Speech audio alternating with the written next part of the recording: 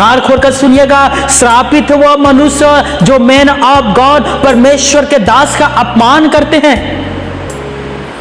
श्रापित है वे लोग जो मैन ऑफ गॉड परमेश्वर के दासों का तिरस्कार करते हैं, जो परमेश्वर के चुने हुओं को ठट्ठे में उड़ाते हैं, उनकी मजाक बनाते हैं। वे सभी लोग श्रापित है। श्रापित है उनका घर, श्रापित है उनके परिवार, श्रापित है उनके बच्चे, श्रापित है वो पुरुष और श्रापित है वो महिला जो परमेश्वर के दास का अपमान करते हैं, जो उनकी निंदा करते हैं।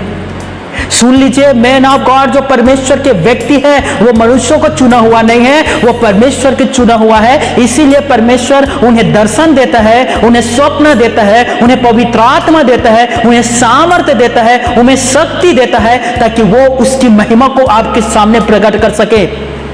और इजराइल के लोगों ने क्या किया? परमेश्वर के दासों का अपमान किया, और परमेश्वर कदापि इस अपमान को बर्दाश्त नहीं करेगा दोस्तों, क्योंकि वो खुदा का चुना हुआ है।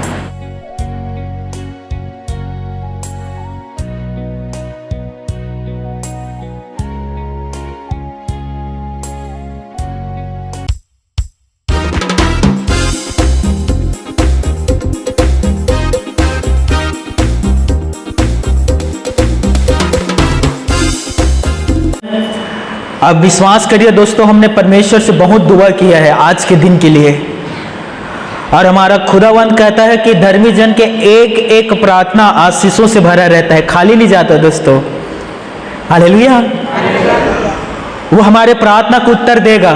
क्या आप विश्वास करते हैं? क्या आप विश्वास करते हैं कि हम यीशु की ही कृपा से आज यहाँ उपस्थित हैं? क्या आप इस बात पर विश्वास करते हैं कि यीशु की ही अनुग्रह से हम आज जीवित हैं? उसने हमें कोरोना जैसे महामारी से बचाया। हालेलुया। उसका देन है कि आज भी हम सांस ले रहे हैं और जीवित हैं। हालेलुया। चलिए एक साथ हम इस गीत को गाएंगे दोस्तों। तैयार हैं? यीशु तेरी कृपा से। हालेलुया। दिल से एक साथ एक स्वर में और एक साथ ताली बजाते हुए हम इस गीत को गाएंगे। यीशु तेरी कृपा से मैं जीवन जीता हूँ, यीशु तेरी कृपा से मैं जीवन जीता हूँ। धन्यवाद धन्यवाद यीशु तेरा धन्यवाद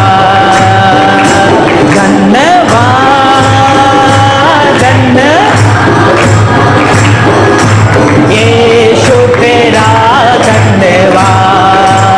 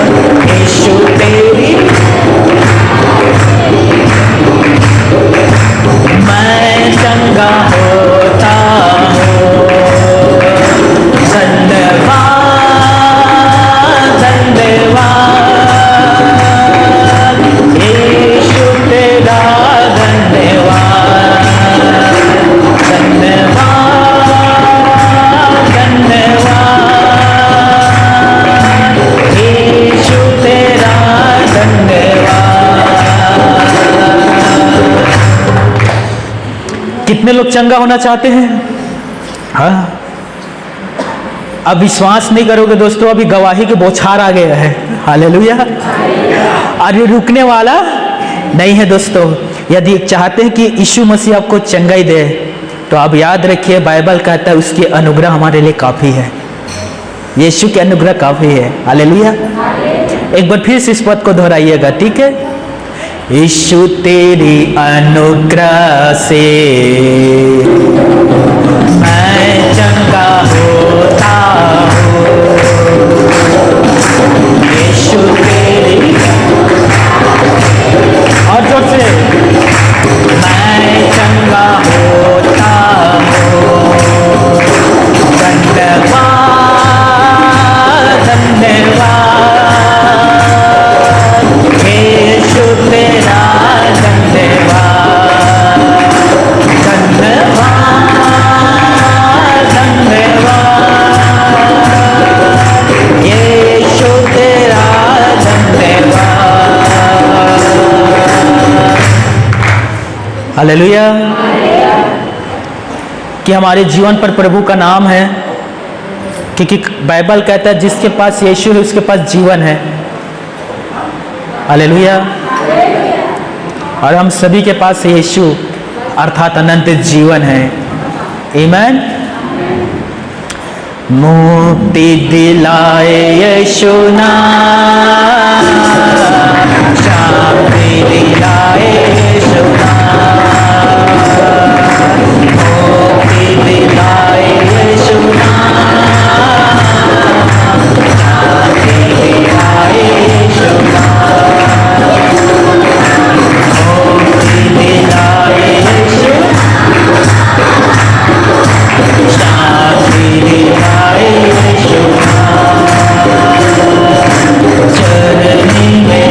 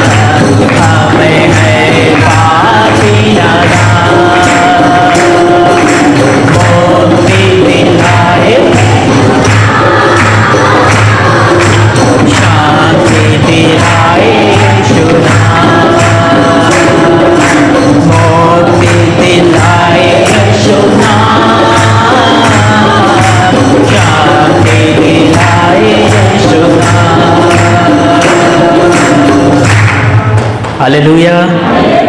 मैं निवेदन करता हूँ जो खड़ा हो सकता है प्लीज कुछ देर के लिए खड़ा हो जाए, कुछ देरों के लिए। ये परमेश्वर के सम्मान और आदर के लिए है। आप उसके रिस्पेक्ट के लिए खड़ा हो रहे हैं दोस्तों। अपने अपने आंखों को बंद करिए और मैं निवेदन करता हूँ कोई भी बात नहीं करेगा, कोई भी बात नहीं करेगा। यदि आपको बात करना है तो अपने पिता और अपने प्रभु यीशु मसीह से बात करिएगा दोस्तों। मनुष्यों से बात करने के लिए समय पड़ा हुआ है आपके जीवन पर, लेकिन आज हम इस चर्च पर इसलिए उपस्थित हैं कि हम परमेश्वर से बातें करें। अपने कानों को खोल कर रखिए। अब प्रभु यीशु मसीह की मधुर और सुंदर आवाज को सुनने जा रहे हैं।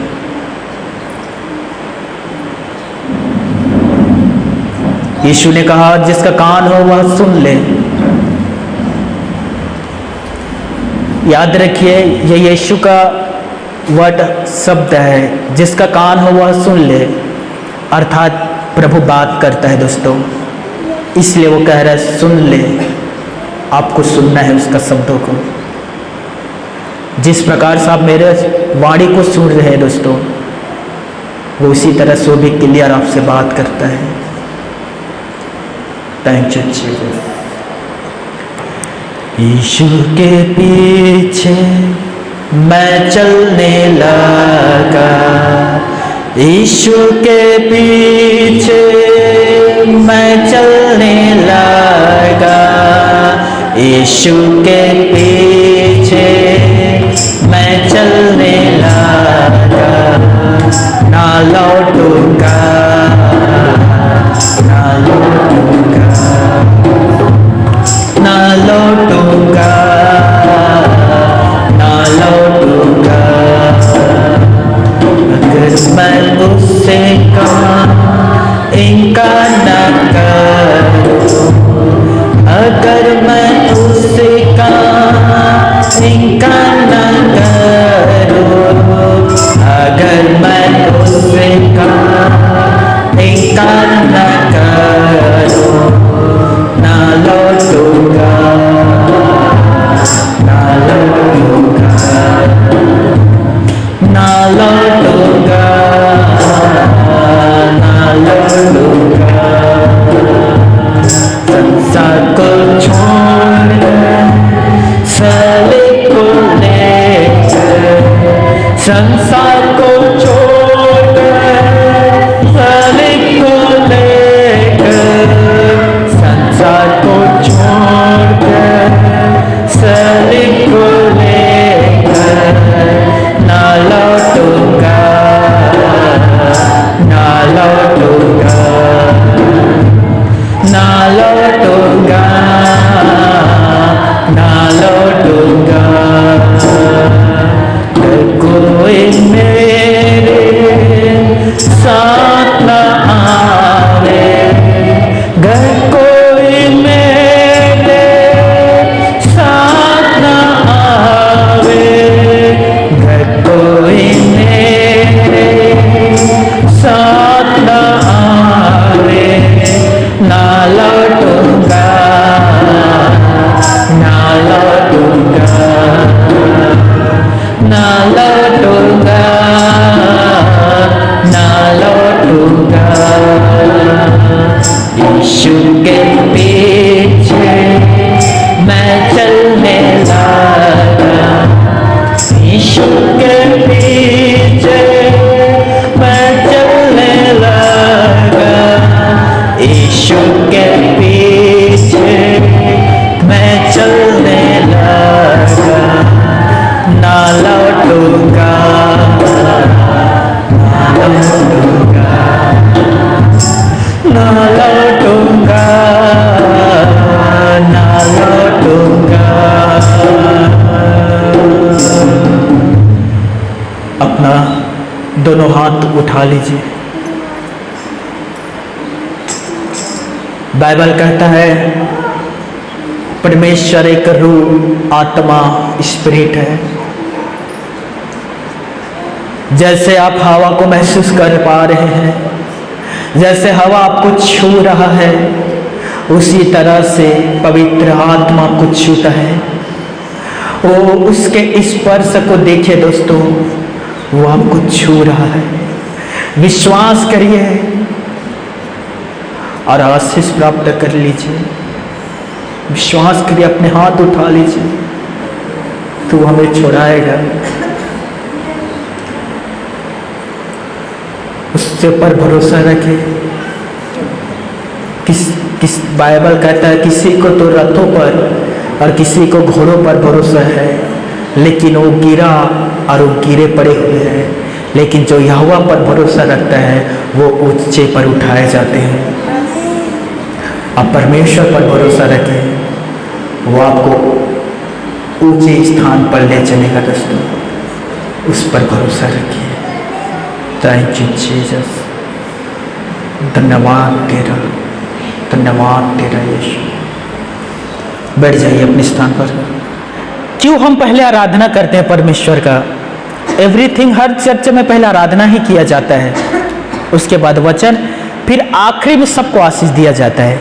हम क्यों पिता परमेश्वर की आराधना करते हैं? क्यों हम उसके नाम के गीतों को गाते हैं? क्यों गाते हैं?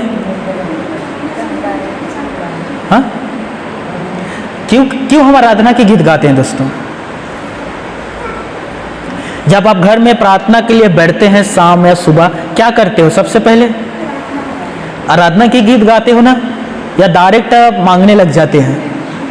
हाँ,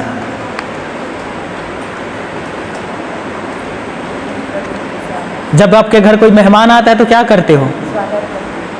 डायरेक्ट कहते हो चलो खाना खा लो? नहीं, पहले उसका स्वागत करोगे, उससे पानी दोगे, फिर चाय दोगे, फिर कहोगे हाथ पांव धो लो, खाना खा लो। हालेलुया। हम क्यों आराधना करते हैं? ध्यान से सुनिएगा। हम परमपिता परमेश्वर के इसलिए आराधना करते हैं दोस्तों कि वो जिसने हमें भेजा है और कहता है कि हर एक जन जिससे मैंने बनाया है वो मेरी महिमा करेगा। हालेलुया। हम इसीलिए बनाए गए हैं कि हम प्रभु की महिमा करें। स्वर्गदूत इसीलिए बनाया गया था कि प्रभु की महिमा करे, और उसने इंसान को भी इसीलिए बनाया था कि हम उसकी महिमा करें। और ये है महिमा जो हम कर रहे हैं। हालेलुया। कुछ भाई बहन तो दिन रात मांगते रहते हैं, दे दे प्रभु दे दे। अरे आराधना करो ना, मांगने की जरूरत नहीं पड़ेगा। हालेलुया। आराधना करो, परमेश्वर ऑटोमेटिक आपको दे देगा। केवल परमेश्वर को महिमा देने के लिए आओ, उससे महिमा दो। हालेलुया। आपका बंधन ऑलरेडी टूट जाएगा दोस्तों। उसकी महिमा करो, उससे आदर और सम्मान दो, जितने ज्यादा हो सके उसकी महिमा करो। बाइबल में सबसे ज्यादा अध्याय किस पुस्तक में है? किसमें है? और सबसे ज्यादा गीत किसमें लिखा गया है? और किसने लिखा है? दाऊद ने। वो कौन था? भजनकार। वो कौन था? और उसने इतना अधिक भजन के गीत लिखा, उसके जीवन का जो हिस्सा है 3% भजन में निकल गया दोस्तों। और हमारे जीवन के 4% हिस्सा भी 3% मांगने में बीत रहा है। ये दे दे, वो दे दे, मांगते ही रहते हैं, मांगते ही रहते हैं। मैं सच कह रहा हूं दोस्तों, यदि आज आप खुदा को दिल से महिमा दोगे ना, आपको मांगने की जरूरत नहीं पड़ेगा, ऑलरेडी आपको देगा वो। हालेलुया। तैयार है प्रभु की महिमा के लिए? ज्यादा समय नहीं है, थोड़ा और महिमा कर लेते हैं। आमीन। इतने सारे चमत्कार आज हो रहा है, वो करने वाले यीशु नर्सरी है, और वो आज भी अपनी प्रमाण दे रहा है दोस्तों कि वो जिंदा है। और विश्वास करिए, वो किसी को खाली हाथ जाने नहीं देता दोस्तों। बाइबल कहता है कि जितने लोग बीमारी से पीड़ित, दुष्टात्मा से पीड़ित और मिर्गिन वाले लोगों पीड़ित यीशु मसीह के पास आया करते थे, और यीशु मसीह उन सभी को स्वस्थ चंगा करके भेज दिया करता था। एक भी जन खाली नहीं गया है दोस्तों। वो आपको खाली जाने नहीं देगा। थैंक यू जीसस, धन्यवाद तेरा। आइए हम प्रभु के आत्मा से भरने की कोशिश करें। यीशु ने कहा, अंत के दिनों में मैं अपनी आत्मा सभी पर उंडेल दूंगा, हर एक जन पर मैं अपनी आत्मा उंडेल दूंगा। वो जो जवान है वो दर्शन को देखेंगे, जो बुजुर्ग है वो सपनों को देखेंगे, जो बच्चे हैं वो भविष्यवाणियां करेंगे। ये प्रभु का वादा है दोस्तों, वो हर एक पीढ़ी को अपने आत्मा देते हुए आया है, वो आपको भी अपने आत्मा देगा। आपके बच्चे जो है वो भविष्यवाणी करने लग जाएंगे, आप सपने देखने लग जाएंगे। आइए हम प्रभु से उस आत्मा को मांगे, और जो वादा यीशु मसीह ने किया था पिन्तेकुस्त के दिन, और जो वादा उसने स्वर्ग में जाने से पहले किया था कि जब तुम पवित्र आत्मा से भरोगे तब तुम सामर्थ्य पाओगे। आइए हम उस प्रार्थना को करें, आइए हम प्रभु के वादा को प्रभु को स्मरण दिलाएं, और आइए हम पवित्र आत्मा के लिए प्रार्थना करें। और मैं चाहता हूं हर एक जन उच्च स्वर से इस गीत को गाइएगा और पवित्र आत्मा से भर जाइएगा, क्योंकि प्रभु यीशु मसीह अपने वादा को पूरा करता है, क्योंकि हमारा परमेश्वर सच्चा है, वो हमारा खुदावंद सच्चा है, प्रभु यीशु मसीह सच्चा है, पवित्र आत्मा सच्चा है, वो झूठा नहीं है, वो सच्चा है दोस्तों। और जो उसने कहा है वो उसे वो पूरा करता है, क्योंकि वो धर्मी और वो विश्वास योग्य है दोस्तों। Thank you Jesus, thank you Lord. फिर से वो आग बरसा दे, फिर से तूफान चला दे, तेरी महिमा से, तेरी शामत से, फिर से तू अभिषेक कर दे।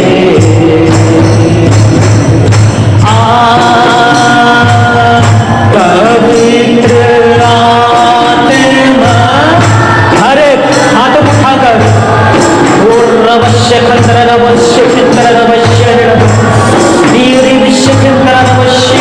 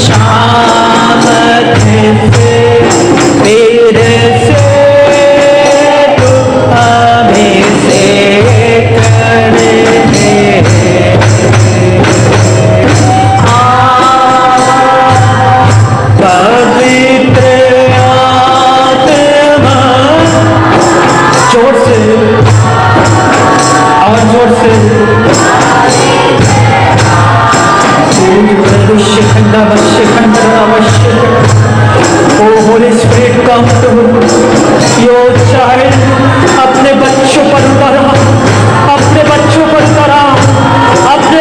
पर उतरा, अपने बच्चों पर उतरा। कहो पवित्र आत्मा, पवित्र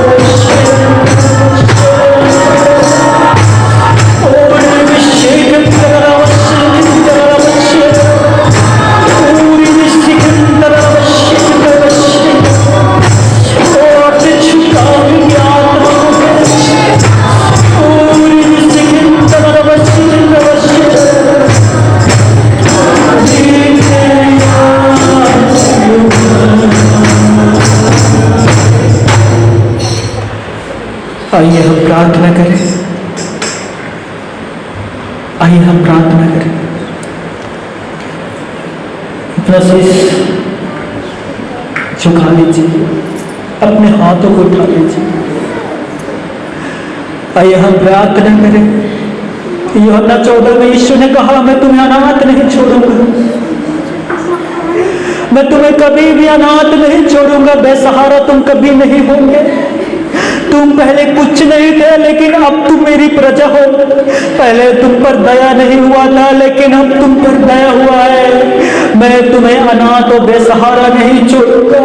मैं तेरा परमेश्वर हूं और मैं तुम्हारे साथ रहूंगा। वो आपको कभी नहीं छोड़ा है दोस्तों। आप अपने गुनाहों के कारण परमेश्वर से दूर हुए हैं। आप अपने गलती के कारण पवित्र आत्मा को खेदित करके दूर किए हैं। आपने परमेश्वर से अपने आप को दूरी बना कर रखे हैं, लेकिन यीशु मसीह को कभी नहीं छोड़ा है। वो कल भी आपके साथ हो, आज भी आपके साथ है और कल भी वो आपके साथ रहेगा।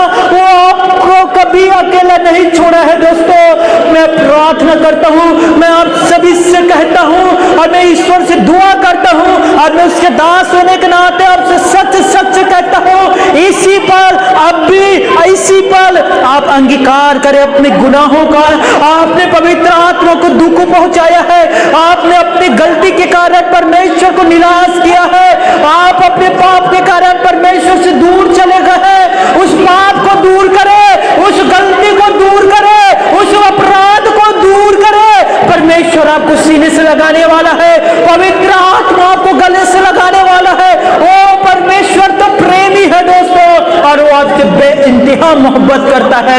ऐसा प्यार करता है जो आपके माँ बाप नहीं करता, ऐसा प्यार करता है जो आपके पति और आपके पत्नी नहीं करता, आपके बच्चे प्यार नहीं करता, उससे कहीं ज्यादा प्यार वो करता है, क्योंकि उसका प्यार अनोखा और गहरा है दोस्तों, क्योंकि यीशु के लहू के द्वारा हमारा मेल परमेश्वर से हुआ है।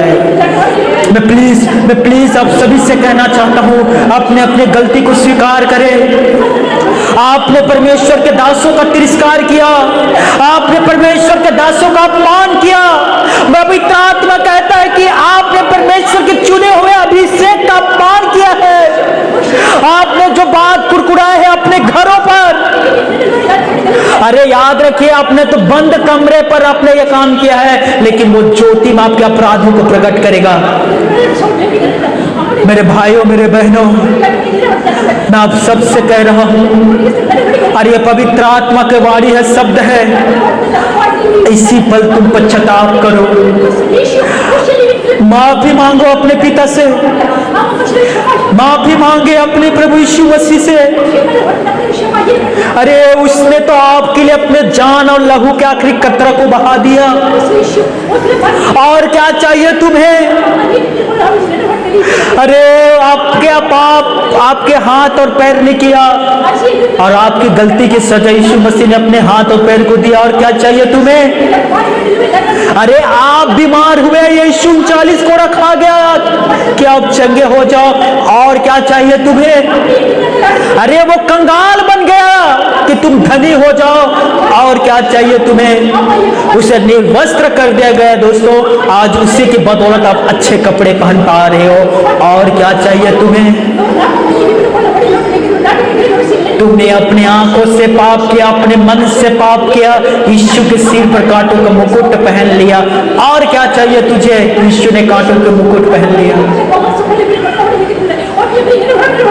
अरे कोई भले व्यक्ति के लिए कोई अपने आप को कुर्बान कर समझ आता है, लेकिन पापी के लिए कोई अपने आप को दे दे, इससे बड़ा प्यार और क्या चाहिए आपको दोस्तों?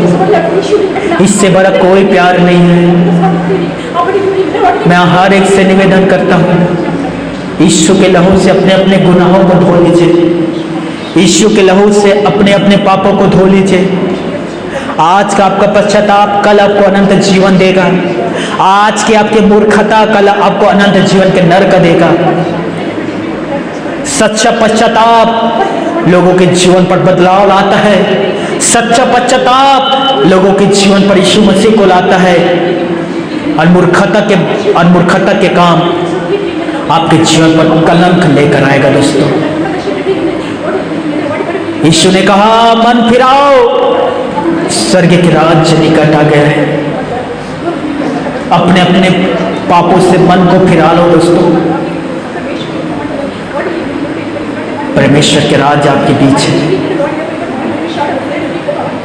आइए हम प्रार्थना करें।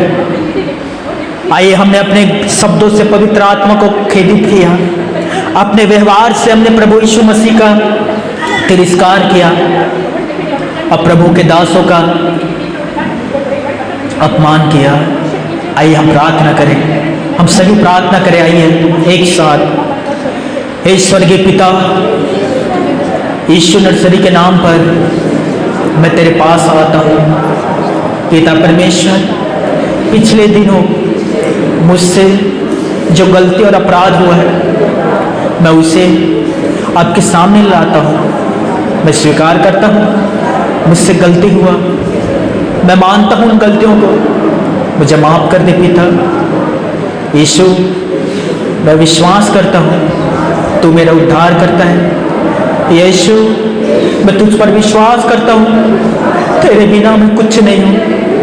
यीशु, मैं तुझ पर विश्वास करता हूँ कि तू मेरा उद्धार करता है। पिता, मैं तेरा धन्यवाद करता हूँ कि तूने यीशु मेरे लिए भेजा। धन्यवाद पिता। प्रभु यीशु, मैंने और मैं माफ़ी मांगता हूँ, मुझे माफ़ कर दे, मुझे माफ़ कर दे, मुझे माफ़ कर दे। धन्यवाद यीशु, तूने मेरी प्रार्थना सुनी, मुझे माफ़ किया। मैं दिल से तेरा धन्यवाद करता हूँ।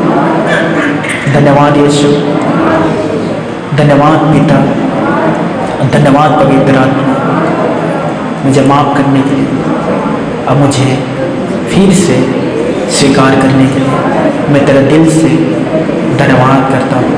सारा आदर, सारी महिमा और सारा सम्मान आपको देते हुए इस प्रार्थना को प्रभु यीशु नरसरी के नाम पर मांगता हूँ। Amen, amen. Thank you Lord.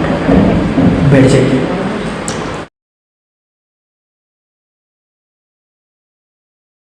Once again praise the lord. सभी को जय मसीह की। 2 सप्ताह पहले, आज से 2 सप्ताह पहले मैंने प्रचार किया था। कितनों को याद है? वो जो वीडियो है प्रचार का यूट्यूब पर उपलब्ध भी है। 2 सप्ताह पहले मैंने प्रचार किया था और मैंने उस प्रचार में बाइबल से प्रमाण के साथ मैंने आपके सामने रखा था कि किससे धन्यवाद करना चाहिए, अपना शीश किसके सामने झुकाना चाहिए, किससे प्रणाम करना चाहिए। और मैंने पूरे बाइबल से दोस्तों वचन, अध्याय, पद निकाल कर आपके सामने रखा था। और अब चाहे तो YouTube में जाकर उसे पुनः देख सकते हैं। मैंने पूछा किसे धन्यवाद करना चाहिए। आप सोचिएगा, मुझे बताना। आपके घर में 3 लोग आते हैं, ध्यान से सुनिएगा। 3 लोग। फर्स्ट, पहला प्रभु यीशु नर्सरी, दूसरा पास्टर आपके पासबान, और तीसरा आपके मम्मी पापा। बताइए अब किसे धन्यवाद करोगे? हाँ, किसे? कोई शक नहीं है ना? 100% सच सही कह रहे हो ना?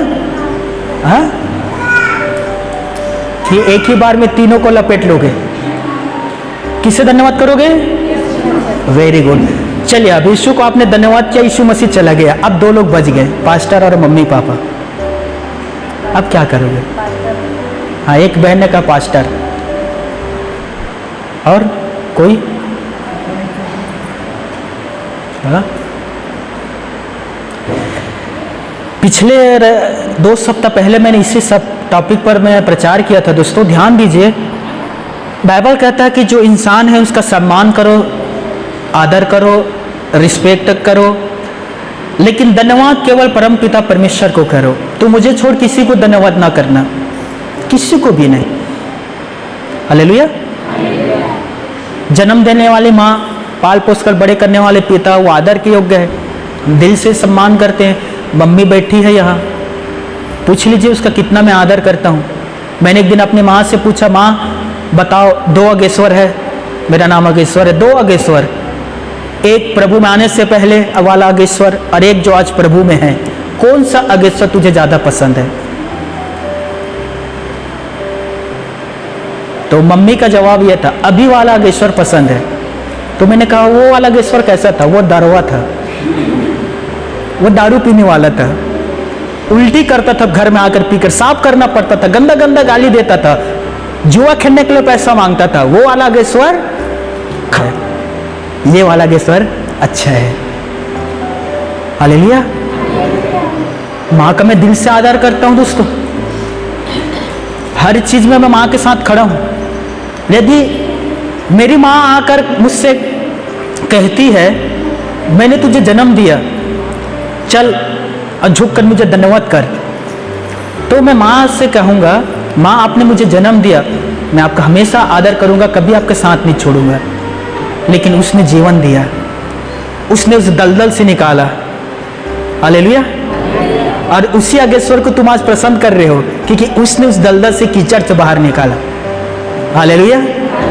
तो मैं आप सभी से कह रहा हूं, कोई प्रेशर नहीं है दोस्तों, या बाइबल किसी के ऊपर बोझ नहीं डालता, लेकिन आप अपने आप से प्रश्न करिएगा, सवाल पूछिएगा, मेरा सिर किसके सामने झुकना चाहिए। मैं मना करता हूं कोई मुझे धन्यवाद ना करे, और कोई जबरदस्ती करता मैं रोक भी नहीं पाता, पर अपने तरफ से संभव प्रयास करता हूं ना करो। मैं ईश्वर का एक दास हूं, पात्र हूं, मैं भी मिट्टी में मिलूंगा और आप लोग भी मिट्टी में मिलोगे। हालेलुया। क्या ऐसा हो सकता है कि पास्टर का जब मृत्यु होता है तो उसे 6 फीट और अंदर डाला जाएगा? ऐसा है? जब किसी विश्वासी की मृत्यु होता है तो 6 फीट अंदर कोड़ कर डालते हैं ना, मिट्टी के अंदर 6 फीट, तो क्या पास्टर को 12 फीट में डालोगे? तब तो गलत हो जाएगा, बेचारा पुनरुत्थान के दिन उसे और जल्दी से ऊपर उठना पड़ेगा। Hallelujah, hallelujah. कितना दुख की बात है, और ये बहुत ज्यादा खेदित करने वाली बात है दोस्तों, सुसमाचार पर विश्वास ना करना। किस किस ने प्रचार पर विश्वास किया है? आज का टॉपिक यही है, किस किस ने प्रचार पर विश्वास किया है? यीशु मसीह के पीछे कितने लोग चला करते थे? बाइबल कहता है 5000 की भीड़ 5000 की भीड़ यीशु के पीछे चलते थे। जब यीशु मसीह ने रोटी और मछली खिलाया तो सभी लोग कहने लगे यही जगत को उद्धार करता है, आओ हम इसे राजा बना ले। क्या बनाए? बच्चे को शांत करिए। आओ हम इन्हें राजा बना ले। उससे पहले आंख नहीं खुला था उनका। जैसे ही रोटी मछली खिलाया तब लोगों को स्मरण आता कि इसे हमें राजा बनाना चाहिए, क्योंकि हमें रोटी और मछली खिलाएगा, काम करने की जरूरत नहीं पड़ेगा, पसीना बहाने की जरूरत नहीं पड़ेगा, खेतों में जाकर मेहनत करना नहीं पड़ेगा, राजा बना देते हैं, आसमानी रोटी मिलेगा। यीशु मसीह भागा उनके बीच से। पढ़ लीजिएगा यूहन्ना रचित सुसमाचार 6वें अध्याय। लोग उसे ढूंढते थे, कहां है यीशु नर्सरी, उसे हम राजा बनाएंगे, ताज पहनाएंगे, ताज। यीशु कहता भागो, कैसे लोग हैं ये? 5000 लोग यीशु मसीह के पीछे चला करते थे दोस्तों। पर मुझे बताइए उन 5000 में से कितने ऐसे लोग थे जिन्होंने सुसमाचार पर विश्वास किया था? सुसमाचार पर विश्वास किया था, क्योंकि बाइबल कहता है रोमियो 10:17 में, विश्वास आता है सुनने से, सुनना मसीह के वचन से। हमारा विश्वास किससे आता है? सुनने से। भोजन के लिए जीभ होता है, जीभ से हम चक्कर बता देते हैं भोजन कितना अच्छा टेस्टी है या नहीं है। उसी प्रकार से विश्वास किससे आता है? किससे आता है? सुनने से। यीशु नर्सरी ने अपने चेलों से कहा, मैं तुमसे सच सच कहता हूं, कितने सारे भविष्यद्वक्ता और कितने सारे नबी इस दिन को देखना और सुनना चाहते थे, लेकिन उन लोगों ने ना तो देख पाया ना तो सुन पाया। पर धन्य है तुम्हारे आंखें कि तुम देख पाते हो, और धन्य है तुम्हारे कान कि तुम उस वचनों को सुन पाते हो। किसका वचन? परम पिता परमेश्वर का वचन तुम सुन पाते हो। हालेलुया। क्या आपने कभी महसूस किया हम धन्य लोग हैं जो उसके वचन को सुन पाते हैं दोस्तों? हालेलुया। 1 घंटा का प्रचार हम ये जो तैयार करके आए हैं आपके सामने दोस्तों, ये देख लीजिए, ये कल की तैयारी नहीं है। सब तो पहले हम लोग इस वचन को तैयार करते हैं, प्रभु से पूछते हैं, उसके बाद आकर आपके सामने रखते हैं ताकि आप इसे खा सकें। अब विश्वास नहीं करोगे, आने वाले रविवार की जो प्रचार है मैं उसे तैयार करके रख चुका हूं, और आप सभी आइएगा। और मैं आपको प्रूफ के साथ बता रहा हूं, अगले रविवार को आपको प्रचार में जो मैं करूंगा वो शैतान से संबंधित है। मैं आपको बताऊंगा शैतान कैसे शुगर, बीपी, कैंसर, HIV बीमारी को देता है। मैं आपको बताऊंगा आने वाले रविवार को कैसे कि आप जो भोले भाले हैं बैगाव और टोन्हे जादू करने वालों के पास जाकर आप कैसे फंसते हैं और कैसे कॉन्ट्रैक्ट करते हैं, उनके साथ समझौता करते हैं, नारियल अगरबत्ती पैसा खून देकर, जानवरों का खून देकर, और उसी खून को, उसी नारियल अगरबत्ती को लेकर वो जाकर अपने शैतान को देता है और कहता है ये कॉन्ट्रैक्ट है, इनका साइन हो गया, अब ये आपका है, ये आपका हो गया। अब एक शैतान को निकलवाने के लिए गए थे, 2 और आकर बैठ जाएगा आपके अंदर, आपके हालात पहले से भी बदतर हो जाएगा। मेरे बीच बैठी हुए मेरी बुआ जय भाई, शैतान निकलवाने के लिए गई थी, निकाल नहीं पाया, 2 और बैठा दिया बैगाव ने इसके ऊपर। वो कॉन्ट्रैक्ट होता है दोस्तों, आप जाकर ये काम करते हैं तो आइएगा और देख लीजिएगा। इसी संबंध में मैं प्रचार करूंगा। किसने हमारे सुसमाचार पर विश्वास किया? यशायाह ये बातों को कहता है, हे प्रभु किसने हमारे सुसमाचार पर विश्वास किया? क्या आप विश्वास करते हैं शुभ समाचार पर? मैं यशायाह की पुस्तक पढ़ रहा हूं, उसमें लिखा है दोस्तों, हे सियोन का शुभ समाचार सुनाने वाले ऊंचे पहाड़ पर चढ़ जा। हे यरूशलेम के सुसमाचार सुनाने वाले ऊंचे शब्द से सुसमाचार सुना। हे यहूदा नगर में बैठने वाले, देखो अपने परमेश्वर पर भरोसा रखो, देखो तुम्हारा जो परमेश्वर है वो समर्पित भुजबल के साथ इस पृथ्वी पर शासन करेगा और उसके हाथ में हर एक मजदूर को मजदूरी देने के लिए वेतन है, और जो विरोध करते हैं उन्हें दंड देने का सामर्थ्य भी उसके हाथ में है। हालेलुया। अब सभी निकालिएगा मेरे साथ यूहन्ना रचित सुसमाचार 12 अध्याय 37 पद से लेकर हम 40 पद तक देखेंगे।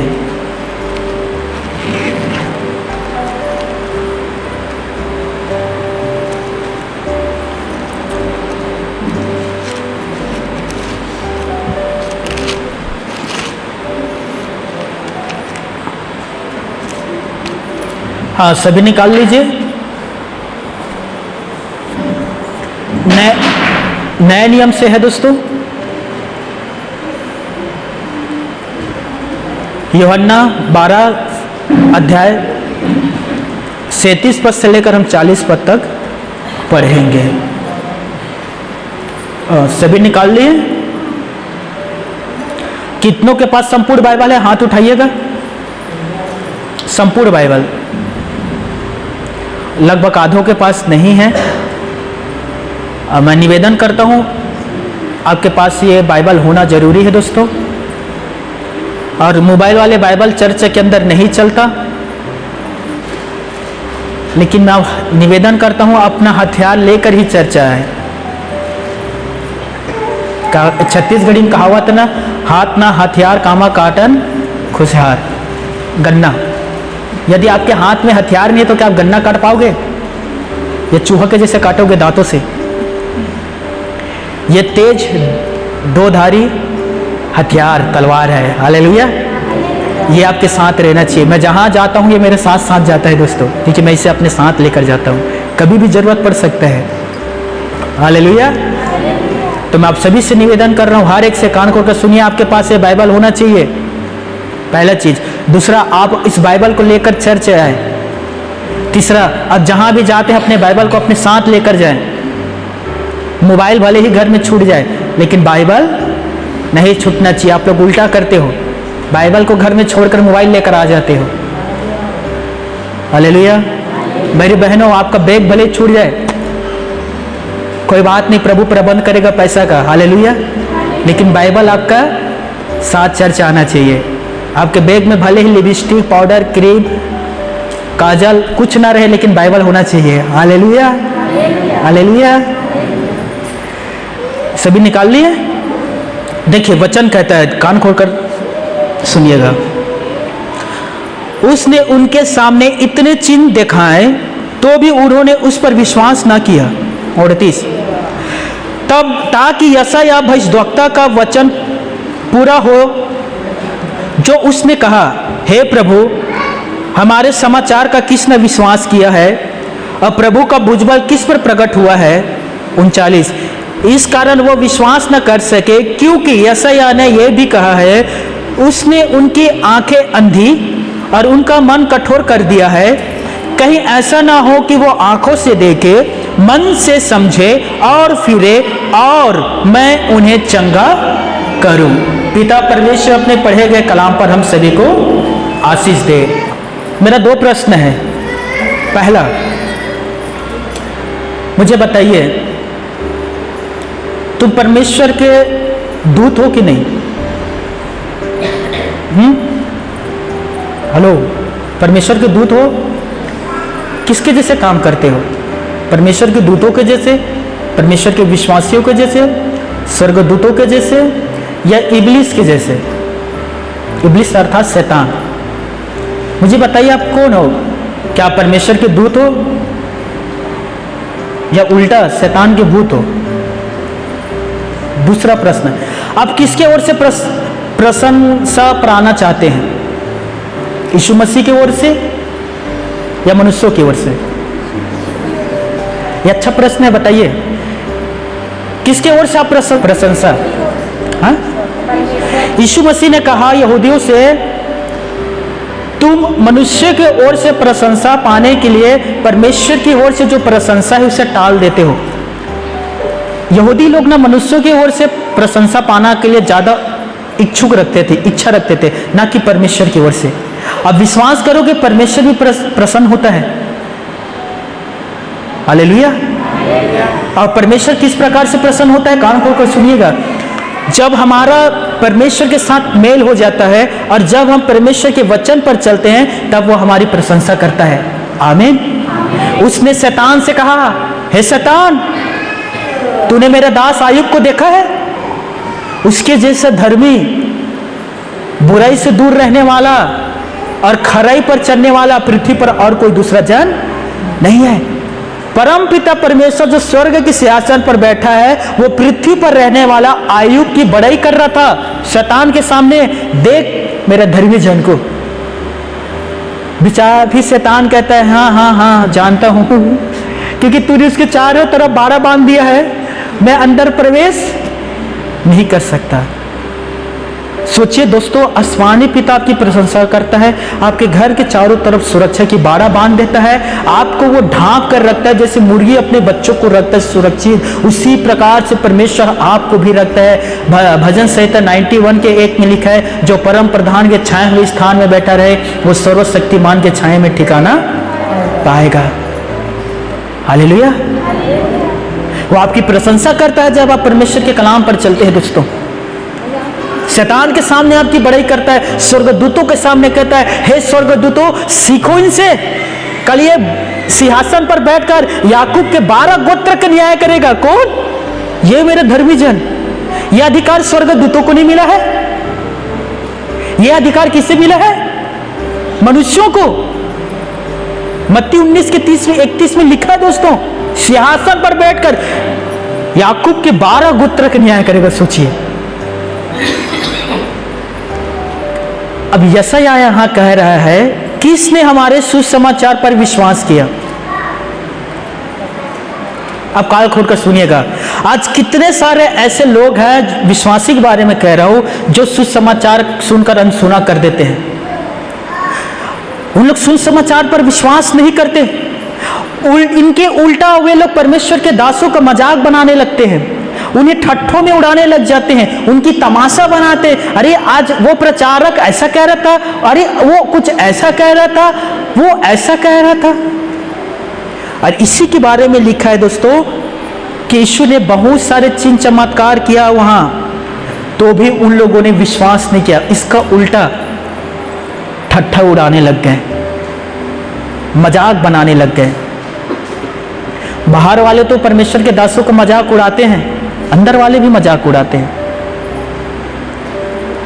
आपको पता है यीशु मसीह के पास कुछ लोग आकर क्या कहने लग गए? हम तुमसे चिन्ह देखना चाहते हैं, हमारे सामने चिन्ह प्रकट करो, तब हम तुम पर विश्वास करेंगे कि तू परमेश्वर का पुत्र है, सन ऑफ गॉड, परमेश्वर के बेटा है। कब विश्वास करेंगे? जब चमत्कार। आज के विश्वासी यही है, चमत्कार के पीछे भाग रहे हैं। समझ में आ रहा है? चूहा के 2 बिल होता है, आपने देखा है? चूहा, छत्तीसगढ़ी मुसवा। दो बिल होते हैं, एक बिल में घुसेंगे, दूसरे तरफ से निकलेंगे। और इसी प्रकार से आज विश्वासी करते चमत्कार के पीछे, इस बिल में घुसो, यहां नहीं है तो वहां से निकलो। यीशु मसीह ने कहा, मैं तुमसे सच कहता हूं कपटियों लोग, मैं तुमसे कह रहा हूं, जो चमत्कार योना भविष्यवक्ता ने दिखाया हुआ उसके छोड़ के तुम्हें कोई चमत्कार दिखाया नहीं जाएगा।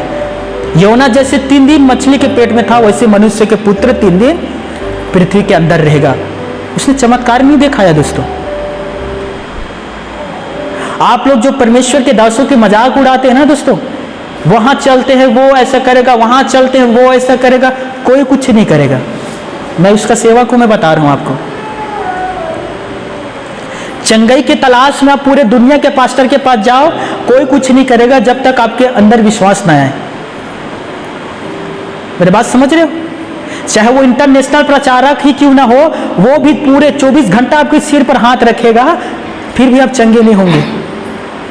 समझ में आ रहा है? 24 घंटा वो आपको बेहोश करके रख सकता है। इतना पावर होता है प्रभु के दासों के ऊपर। हाथ रखते हैं, बेहोश हो गए, हाथ रखे रहेंगे, होश में ना आना।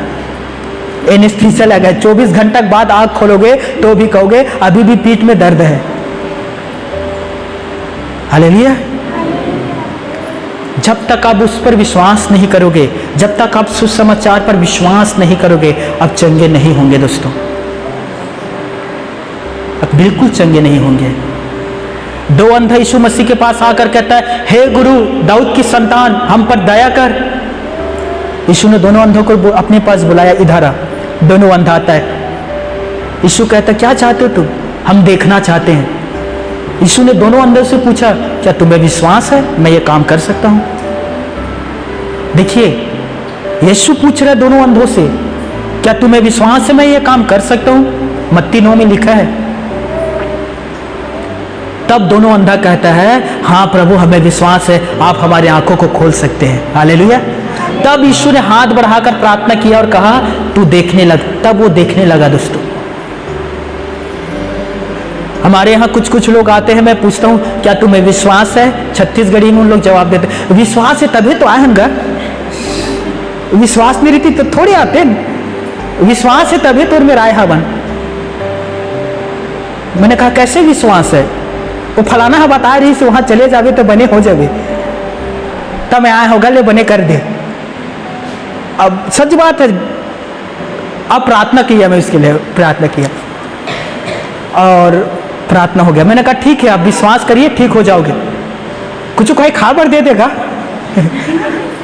वो खा मेरे गे रहे ना, वो पुड़िया बना के देरी से 4 दिन के खुराक, कुछ तो दे देगा। राख फूक दे दे, राख फूक झाड़ के।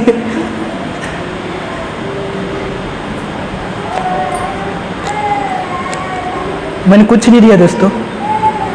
हालेलुया। बच्चों, एक बार एक ऐसी प्रार्थना करवाने के लिए मेरे पास आया, दो पुरुष थे मेरे घर में आया और केला था उसके हाथ में, और मेरे पास आया और मुझे केला दिया। मैंने कहा शुक्रिया, मैं केला छील कर खा गया।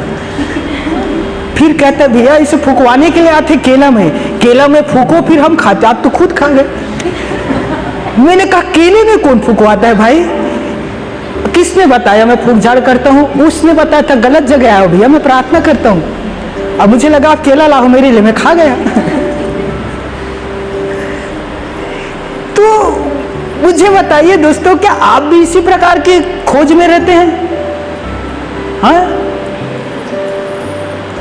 इतना आज पास्टरों के नंबर मिलेंगे विश्वासियों के पास। देखिए मैं बता रहा हूँ, काम होगा सुनेगा। Pastor Ageshwar Verma, local pastor. 2 pastor फलाना व्यक्ति, नाम नहीं बता, फलाना व्यक्ति, ठीक है, उसका क्या नाम दे, फैमिली पास्टर। नंबर 3 पास्टर ये भविष्यवक्ता करने वाले। नंबर 4 पास्टर फलाना चंगा करने वाले। पास्टर 5 फलाना ये रास्ता दिखाने वाले। सभी को मिक्स करके क्यों नहीं कहते यीशु मसीह सब कुछ बताने वाले? Hallelujah, hallelujah. यशायाह कहता है, हे प्रभु किसने हमारे सुसमाचार पर विश्वास किया और उसने कहा कि प्रभु के भुजबल किस पर प्रकट हुआ। यशायाह यह कहते हैं उसने उनके आंखों को अंधी और उनके मन को कठोर कर दिया है कि सुसमाचार पर विश्वास न करे। किसने आपके आंख को अंधा कर दिया दोस्तों, मुझे बताइए। किसने आपके मन को कठोर कर दिया है कि आप सुसमाचार पर विश्वास न करें। यीशु ने जब एक अंधे को आंख दिया, यूहन्ना 9 में वो अंधा ने आंख पा गया, मीटिंग लगा, सभा बुलाया गया, माँ बाप को बुलाया गया। और सोचिए दोस्तों वह कार्यवाही हो रहा है, क्या तू सच में अंधा था? वो कह रहा हाँ मैं अंधा था। तू कैसे देखने लग गया? यीशु नामक व्यक्ति ने ठीक कर दिया। हमें विश्वास नहीं, इसके मम्मी पापा को बुलाओ। सैनिक गया, कहता है चलो महायाजक तुम्हें बुलाए हैं। उसके मम्मी पापा आते हैं, मम्मी पापा से सवाल करता है क्या तुम्हारा बेटा है? हाँ। क्या अंधा पैदा हुआ था? हाँ अंधा तो पैदा हुआ था पर पता नहीं कैसे देखने लग गया। वो चतुर है, उससे पूछो वो जवाब देगा।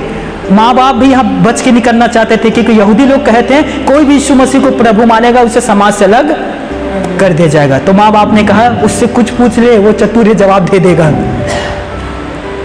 और देखिए उन लोग क्या कहने लग गए पता है दोस्तों, परमेश्वर से डर, परमेश्वर की महिमा कर। और यहूदी लोग कहने लगे हम जानते कि यीशु पापी है। तब उस अंधा ने कहा मैं नहीं जानता कि वो पापी है या नहीं, मैं इतना जानता था कि मैं अंधा था, अब मैं देखने लग गया। हालेलुया। और वो आगे कहता है, कलाम कहता है कि परमेश्वर पापियों की प्रार्थना नहीं सुनता, जो उसकी ओर से आता है और उसके वचनों पर चलता है वो उसकी प्रार्थना सुनता है। हालेलुया। यदि यीशु पापी होता तो मैं देखने नहीं पाता, मैं देख रहा हूं मतलब वो धर्मी है। आमीन। तब यीशु मसीह ने वहां उस अंधे से कहा, कान खोकर सुनिएगा, बहुत अच्छा पद है दोस्तों, अब पढ़ लीजिएगा यूहन्ना 9 घर में। उस बेचारे अंधे को न समाज से बाहर निकाल दिया। आज आपके साथ भी यही सलूक किए जाते हैं, समाज वाले, गांव वाले। यीशु को मानते हो अलग हो जाओ, डरिएगा ना। उस अंधे व्यक्ति को अलग कर दिया दोस्तों, यहूदी समाज से निकाल दिया। यीशु ने उस अंधे व्यक्ति से कहा क्या तुझे विश्वास है? हाँ प्रभु मैं विश्वास करता हूँ। जब यीशु ने यह शब्द कहा, अब इस संसार का न्याय होता है ताकि जो अंधे हैं वो देखने लग जाए और जो देखते हैं वो अंधे हो जाए। इस बात का अर्थ समझते हो? दृष्टांत है दोस्तों। क्या यीशु ये कह रहा था कि जितने अंधे वो सब देखने लग जाए, जितनों के दिखाई दे रहे वो सब अंधे हो जाए? यहूदियों ने कहा तू कहना क्या चाहता है, क्या हम अंधे हैं? तब यीशु ने कहा यदि तुम अंधे होते तो तुम पाप नहीं करते। तुम कह रहे हो कि हम देख रहे हैं इसीलिए पाप तुम में बना हुआ है। हालेलुया। क्या कभी आपने प्रार्थना किया है प्रभु मैं अंधा हूं, मुझे दिखाई नहीं देता, शैतान ने मेरा आंख बंद कर दिया है, मेरा आंख को खोल दे ताकि मैं देख सकूं। हालेलुया। या कितने लोग अंधे हैं? मैं आत्मिक अंधापन की बात कर रहा हूं। कितने लोग अंधे हैं यहाँ? हाँ मैं बताऊं अंधापन क्या है? देखिए कैसे सुसमाचार पर आप लोग विश्वास नहीं करते। देखिए कितने लोग अंधे हैं मैं बता रहा हूं। यहाँ बहुत सारे लोग गुटखा खाते होंगे, शराब पीते होंगे, बहन गुड़ाखुर घसती होंगे छुप छुप कर, और वह बड़े बड़े मोटे मोटे अक्षरों में लिखाया रहता है सेहत के लिए हानिकारक है, इसे घसने से खाने से कर रोग कैंसर होता है। हाँ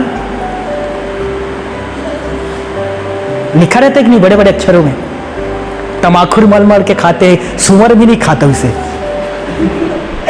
और मल मल कर उन लोग खाते हैं। सोचिए एक ही दिन में 2700 लोग मरते हैं तमाखुर खाने में। एक ही दिन की बात है ये, तमाखुर को खाने से। सोचिए शराब पीते हैं, घर बर्बाद, सब पैसा बर्बाद, पति बच्चे सब बर्बाद, बेचारा बच्चे बिना कपड़े के घूम रहे, पत्नी कितने दिन से वो बेचारी कपड़ा नहीं खरीदी है, सबके हक को अकेला ढकेल ढकेल कर पी रहे हैं। फिर शैतान आता है, शैतान फिर उसे पी लेता है। स्ट्रोली क्या कहते हो, डाल कर पीते उसे? बताइए ना यार, कुछ तो नॉलेज दो। क्या कहते हो, डाल कर पीते उसे? स्ट्रो। हाँ स्ट्रो। शैतान आता है उसके सिर के ऊपर रखता है, पूरा चूस के पी जाता है, लीवर खराब। अब बिलीव नहीं करोगे, विश्वास नहीं करोगे दोस्तों, एक दिन में शराब के कारण 10 सेकंड में एक व्यक्ति की मौत होता है, केवल शराब से। 10 सेकंड में एक आदमी मरता है शराब पीने से, और केवल नशा से, शराब हो, गुटखा हो, तमाकुर हो, केवल नशा से 6 सेकंड में एक व्यक्ति की मृत्यु होता है, केवल 6 सेकंड में। इनके आंख अंधा है, शैतान अंधा कर दे, कुछ दिखाई नहीं देता। आंख अंधा है, कुछ दिखाई नहीं देता। दारू पी रहा है, गुटखा खा रहा है, बीड़ी फूंक रहा है, एक दिन धबाक से बीमारी आता है, सब दिखाई देने लगता है। बचा लो, बचा लो। बीवी के पैर में गिरते, एक बार बचा ले, एक बार बचा ले। बीवी कहता है अब क्या बचाऊं, सब तो खत्म कर दिया, इलाज के लिए पैसे नहीं, कहां से बचाऊं, दारू में सब तो फूंक दिए, क्या बचाऊं मैं तुम्हें। जाओ किसी सरकारी अस्पताल में पड़े पड़े रहो। इधर कहते बचाओ, उधर कहते बचाओ, इधर बचाओ। अब आँख खुला, इतने दिन से कहाँ थे, कहाँ थे बताइए दोस्तों। मैं खुद शराब पीता था, 250 रुपये में कमाता था एक दिन में, 150 रुपये का दारू पी देता था। शैतान बकायदा मुझे चने के पेड़ में चढ़ा रहा था, मैं चढ़ते रहता। पहले मैं आधा गिलास पीता था, फिर 1 गिलास पीना शुरू किया, फिर एक बाटा एक पौवा पीना शुरू किया, फिर 2 पौवा हुआ, और बाकायदा शैतान चढ़ा रहा था। मैं चढ़ रहा था, धड़ाक से 5 मंजिल से नीचे गिरा, सीधा 2 जगह रीढ़ हड्डी टूटा, कड़ाक से। आँख खुल गया दोस्तों, आज आपके सामने हो। हालेलुया। कुछ लोग कहते हैं ना बहुत कैपेसिटी है सर, इंग्लिश शब्द कैपेसिटी, मेरे में बहुत मजबूत लीवर है, मैं कितनों पचा लेता हूँ पीकर। याद रखिए शैतान आपको चढ़ा रहा है, चढ़ते जा रहे हो आप, एक दिन धड़ाक से गिरोगे, कोई नहीं रोकेगा आपको। मेरे भाइयों, मेरी बहनों, मैं आप सभी से कह रहा हूं, प्लीज सुसमाचार पर विश्वास करें। यदि आपके आंख अंधा है और आप इस प्रकार के दलदल में फंसे हैं, अब यीशु मसीह पर विश्वास करें, वो आपको इसमें से बाहर निकाल देगा। वो पियक्कड़ों का मन बदल देता है, वो दारू नहीं पीता, मैं गवाह हूं दोस्तों। हालेलुया। वो आपकी जिंदगी बदल देगा, आप उस पर विश्वास करिए दोस्तों। आप सुसमाचार पर विश्वास करिए, यीशु मसीह के पास आइए, वो आपके जीवन बदल देगा। आमीन। मूसा की कहानी कितनों को पता है? देखिए, एक दिन मूसा भेड़ बकरी चरा रहा था, और वो भेड़ बकरी चरा रहा था, उसे झाड़ी में दर्शन मिला। झाड़ी जल रहा था लेकिन भस्म नहीं हो रहा था। मूसा देखने के लिए गया, वहां से आवाज आता है, हे मूसा, हे मूसा। मूसा कहता है तू कौन है? मैं यहोवा परमेश्वर हूं। अब मैं तुझे मिस्र भेजूंगा, तू मिस्र जा, अब मेरे लोगों को जो दसवत्व की गुलामी में है बाहर निकाला। आपको कहानी पता है, मैं जल्दी से बता रहा हूं दोस्तों, कान खोल कर सुनिएगा। वो मिस्र गया, इजराइल के लोगों को बाहर लाया, 10 प्रकार की विपत्तियों से बचाया। ठीक है, इतना सारा चमत्कार हो रहा था, किसके द्वारा? मूसा के द्वारा। करने वाला तो परमेश्वर था, परमेश्वर ही मूसा को यूज कर रहा था दोस्तों, लेकिन कर कौन रहा था? परमेश्वर। मूसा लाठी लेकर गया, उसने पानी पर मारा, पानी क्या हो गया? लाल हो गया, राइट। उसने लाठी लेकर गया, चट्टान को मारा, चट्टान से पानी निकलने लग गया। उसने प्रार्थना किया, मेढकों का आक्रमण हो गया।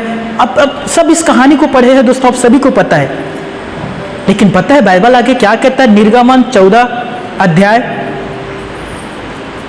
12-13 पद में, 11-12-13 पद में।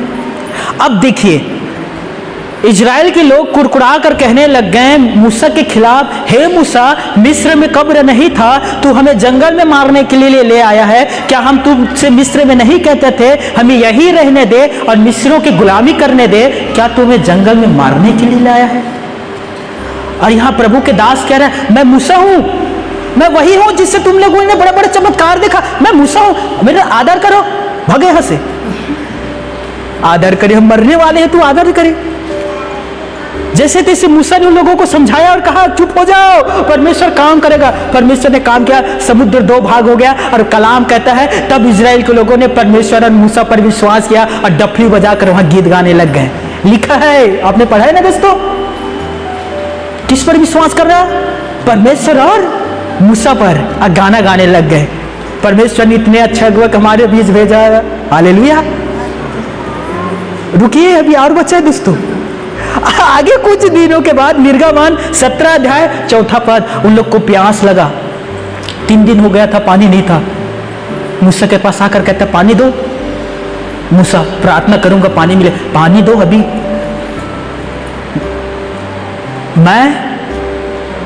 मेरे पत्नी हमारे बच्चे सब मरने वाले हैं, पानी दे। देता है कि नहीं? पथराव करने के लिए तैयार हो गया इजराइल के लोगों के हाथों में पत्थर, मूसा को मारने के लिए। मूसा परमेश्वर के पास जाकर कहता है परमेश्वर इन लोगों के साथ मैं क्या करूं, इन लोग तो मुझ पर पथराव करने वाले हैं, मुझे मारने वाले हैं। और यहां वो कह रहा है मैं मूसा हूं, 10 चमत्कार परमेश्वर ने मेरे हाथों के द्वारा करवाया था, लाल समुद्र दो भाग करवाया था, मैं मूसा हूं। गिनती 14 अध्याय 4 पद, इजराइल के लोगों ने कहा आओ हम अपने लिए कोई दूसरे अगुआ को ढूंढ लेते हैं, मूसा को यहीं रहने दो, दूसरा अगुआ पास्टर को ढूंढ लेते हैं और वापस मिस्र चले जाते हैं। और यहां मूसा समझा रहा है मैं मूसा हूं, पर लोगों ने कहा हमें क्या, तू मिस्र लेकर नहीं जाएगा तो तू यहीं रही, हम दूसरे को ढूंढ लेते हैं पास्टर, और चले जाते हैं वापस कहां, मिस्र जहां से हम लोग आए थे। क्या आपको यह बात पता है जो नए नियम में लिखा है दोस्तों, इन लोगों के साथ क्या हुआ आपको पता है? मैं आपको बता रहा हूं, निकालिए इब्रानियों की पुस्तक 3 अध्याय 16 और 17 पद निकालिए।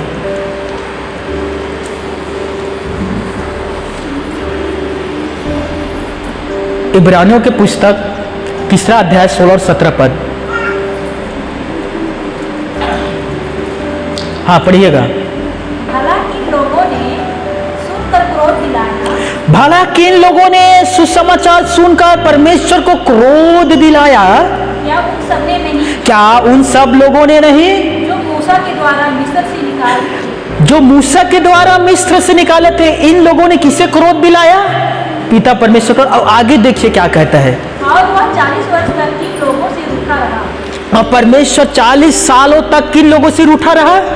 क्या उन्हीं से नहीं, क्या उन लोगों से नहीं जिन्होंने पाप किया, जिन्होंने पाप किया और उनकी रोगें जगह में पड़ी रही, और उनकी जो सौ है जगह जगह में पड़ी रही, और उसने किससे शपथ खाई, और उसने किससे शपथ खाया कि तुम मेरे विश्राम में प्रवेश करने, कि तुम मेरे विश्राम में प्रवेश करने नहीं पाओगे, केवल उनसे जिन्होंने आज्ञा न मानी, केवल उन लोगों से जिन्होंने आज्ञा ना मानी। ये इजराइल के लोग थे दोस्तों, इनके जो 100 है वो जंगल में पड़ा रहा क्योंकि इन्होंने परमेश्वर के दास का अपमान करता था, मूसा का। कान खोलकर सुनिएगा, श्रापित वह मनुष्य जो मैन ऑफ गॉड परमेश्वर के दास का अपमान करते हैं। श्रापित है वे लोग जो मैन ऑफ गॉड परमेश्वर के दासों का तिरस्कार करते हैं, जो परमेश्वर के चुने हुओं को ठट्ठे में उड़ाते हैं, उनकी मजाक बनाते हैं। वे सभी लोग श्रापित है। श्रापित है उनका घर, श्रापित है उनके परिवार, श्रापित है उनके बच्चे, श्रापित हुआ पुरुष और श्रापित हुआ महिला जो परमेश्वर के दास का अपमान करते हैं, जो उनकी निंदा करते हैं। सुन लीजिए, मैन ऑफ गॉड जो परमेश्वर के व्यक्ति है वो मनुष्यों को चुना हुआ नहीं है, वो परमेश्वर के चुना हुआ है। इसीलिए परमेश्वर उन्हें दर्शन देता है, उन्हें स्वप्न देता है, उन्हें पवित्र आत्मा देता है, उन्हें सामर्थ्य देता है, उन्हें शक्ति देता है ताकि वो उसकी महिमा को आपके सामने प्रकट कर सके। और इजराइल के लोगों ने क्या किया? परमेश्वर के दासों का अपमान किया, और परमेश्वर कदापि इस अपमान को बर्दाश्त नहीं करेगा दोस्तों, क्योंकि वो खुदा का चुना हुआ है। लूका रचित सुसमाचार 10वां अध्याय 16 पद, जो तुम्हारे ठट्ठा करता है वो मेरा भी ठट्ठा करता है, और जो तुम्हारा नहीं सुनता वो मेरा नहीं सुनता, और जो मेरा नहीं सुनता वो मेरा भेजने वाला का भी नहीं सुनता। मेरी बात समझ रहे हो? ये लोग जो परमेश्वर के दासों के मजाक करते हैं, ठट्ठे में उड़ाते हैं, ये लोग सोने के लिए बेड में जाएंगे लेकिन इन लोगों को नींद नहीं आएगा, याद रख लेना। इन लोग खाना खाएंगे लेकिन इनका खाना जो है वो पचेगा नहीं, याद रख लेना। खेतों में बीज बोएगा लेकिन कीड़े उस बीज को खा जाएंगे। बीमार होगा, ना तो दवाई काम करेगा, ना तो इंजेक्शन काम करेगा, ना तो दिन में उन्हें सुख मिलेगा, ना रात में उन्हें चैन मिलेगा, क्योंकि उन्होंने परमेश्वर के दास का अपमान किया है, मैन ऑफ गॉड का। कान खोलकर सुनिए, मूसा ने अपने मन से, अपनी समझ से इजराइल के लोगों को अगुवाई नहीं किया था। मूसा अपने मन से नहीं गया था इजराइल लोगों के पास। दाऊद ने राजा होने के लिए अपने अभिषेक स्वयं नहीं किया था। भविष्यवक्ताओं ने भी कभी अपनी समझ के अनुसार भविष्यवाणी नहीं किया था।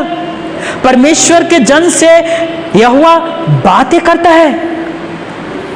हालेलुया। कान खोलकर सुनिएगा। गिनती लिख लीजिए, समय की कमी होता है। 12 अध्याय 1 पद से लेकर 16 तक यहां मूसा के बारे में है। मूसा ने एक स्त्री से शादी किया, कुशी नामक एक स्त्री से। और मूसा का एक भाई और एक बहन था। एक का नाम था हारून और एक बहन का नाम था मरियम।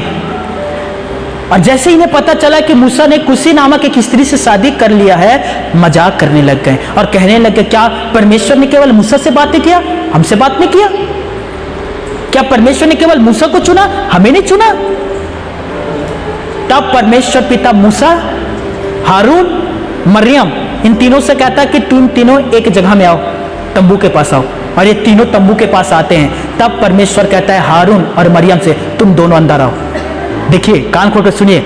मूसा, अरे तीनों रिश्तेदार हैं, तीनों को परमेश्वर ने तंबू के पास बुलाया, लेकिन मूसा से कहा तू तंबू से बाहर रह। मरियम और हारून, तुम दोनों तंबू के अंदर आओ। दोनों तंबू के अंदर आया और कहा, मेरे बातों को सुनो। जब मैं किसी दास से बात करना होता है, मैं उसे दर्शन देता हूं। यदि भविष्यवाणी देना होता है तो मैं सपना देता हूं। लेकिन मेरा दास मूसा ऐसा नहीं है। मैं उससे ना दर्शन से बात करता हूं, ना सपने से बात करता हूं, आमने सामने खड़े होकर बात करता हूं। तो वो मेरे दास का अपमान करने से क्यों नहीं डरा? और परमेश्वर के क्रोध भड़का और उसी पल मरियम कोढ़ से ग्रस्त हो गई। वो कोढ़ से पीड़ित हो गई। दोस्तों, उसने अपने जीवन पर कोढ़ लाया। उसने परमेश्वर का अपमान नहीं किया था। मरियम ने परमेश्वर को ठट्ठे में नहीं उड़ाया था। मरियम ने, हारून ने, उसने परमेश्वर के दास चुने हुआ का अपमान किया था और वो कोढ़ से ग्रस्त हो गई। जबकि मरियम मूसा की बहन थी। मेरी बात कितने लोग समझ पा रहे हो? कान खोलकर सुनिए। यदि आप परमेश्वर के दास के अपमान करते हो ना, ठट्ठे उड़ाते हो घर में 4 लोगों के बीच में, आप केवल श्रापित होंगे, इसके अलावा कुछ नहीं। इसके अलावा कुछ नहीं। मरियम कोढ़ से ग्रस्त हो गई। इजबेल ने 50-50 करके 2 बार सैनिकों को भेजा कि एलिया को पकड़ के लाए। 2 बार 50-50 करके, और वो दोनों बार 50-50 लोग भस्म होकर मर गए। कान खोलकर सुनिएगा। बाइबल कहता है यरोबाम नामक एक व्यक्ति परमेश्वर के दास को छूने के लिए अपने हाथ को बढ़ाया, उसके हाथ सूख गया। उसके हाथ जो था वो सूख गया। दोस्तों, मेरी बात समझ रहे हो? सूख गया, उसका हाथ काम नहीं कर रहा था। दानियल को आग के भट्ठे में डाला गया। जो लोग आग के भट्ठे में डाल रहे थे वही लोग झुलस के मर गए।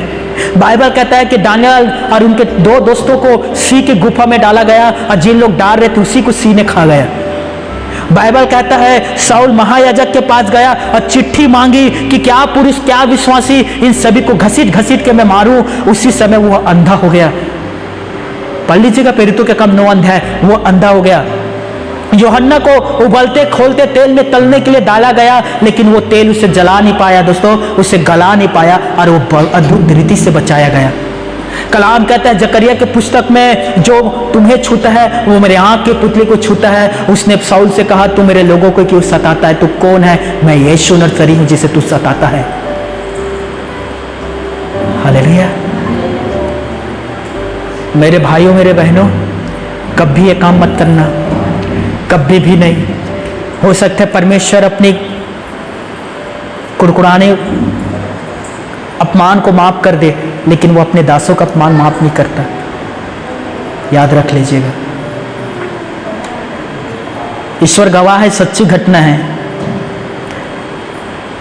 मेरे गांव के कुछ लोगों को बिच्छू ने डंक मारा। मैं प्रार्थना किया, 2-3 मिनट में वो लोग ठीक हो जाते हैं। आज भी पीछे अरविंद बैठा है, पूछ लीजिए, उसे बिच्छू ने डंक मारा और मैंने केवल फोन पर दुआ किया और वो चंगा हो गया। नहीं तो बिच्छू का जो डंक 24 घंटा रहता है। मेरे मम्मी है, बैठ पूछ लीजिए, इसे बिच्छू ने डंक मारा, इसने बिच्छू को ही मार दिया। मैं सच कह रहा हूं। और मार कर मेरे पास उसे ला कर कहता, बेटा इसने मुझे मार दिया। मैंने कहा देखा तो तूने क्यों इसे मार दिया? पूछ लो, मम्मी है। प्रार्थना नहीं कर रहा था मैं, प्रार्थना कर नहीं करूंगा। पूछ लीजिए, सच्ची बात है। कम से कम 45 मिनट 1 घंटा दुआ नहीं किया मैं। पैर में मारा था बिच्छू ने डंग, चढ़ने लग गए ऊपर की तरफ, कमर में आ गए। अब ये इधर उधर लोटपोट करने लग गई, इससे अच्छा मैं मर जाती, मैं जिंदा क्यों हूँ, तुझे क्यों पैदा किया, तू किस काम का है, ढिंढोरवा कहीं के। अब मैंने कहा अब आओ सच्ची बात है, पूछ लीजिए माँ से। अब वो तब आई, तब मैंने प्रार्थना किया, तब वो ठीक हुई। और मुझे याद है उस दिन खट्टा सब्जी बना था, बहुत सारे खाई हो। मैंने इससे कहा तू मुझ से गंदा गंदा गाली देती है,